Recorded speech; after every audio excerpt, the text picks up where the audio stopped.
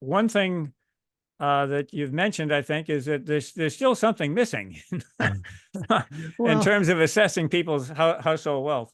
well, sure. I mean, one of the recurring guests we have on the show is Gene Sturley of the Urban Institute, and he puts out a report usually every year where he looks at the value of Social Security and Medicare benefits combined. And he points out that the typical retired couple this year who earned an average wage over their lifetime, the present value of their Social Security benefits is about $400,000 per person.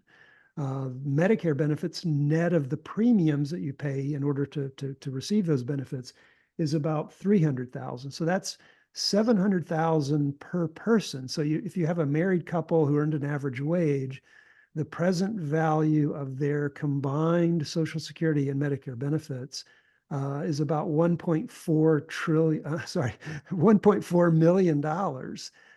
So as I was saying, that the value of Social Security added to household wealth, somewhere around 40 to 50 trillion dollars, depending on how you measure it.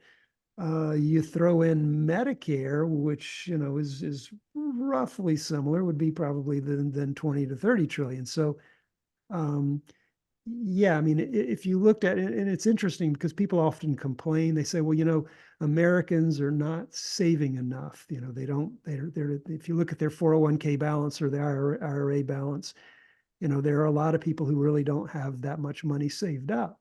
But when you realize that the government has essentially promised to pay the typical couple, $1 million in Social Security and Medicare benefits, in fact, people do have a lot of financial wealth implicitly built into their, future savings plans because, as long as you assume you're going to collect Social Security and Medicare, I mean, you're talking about, a value of $1 million for a married couple. And you add that to your financial wealth, and people are, in fact, a lot wealthier than they might appear to be if you just looked at their holdings of stocks and bonds.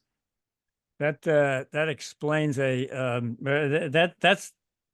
that explains lack of savings for households. The flip side is that it would be nice if the federal government were improving its savings to pay for these things. Well, that's a different part of the equation. Yeah. Exactly. Since the federal government is behaving in the same way, it's just acting as if somebody else is going to come along and pay for these benefits and running bigger deficits. That's like you say, that's maybe a different question, but it's going to be one that is increasingly going to make budgeting in the future difficult.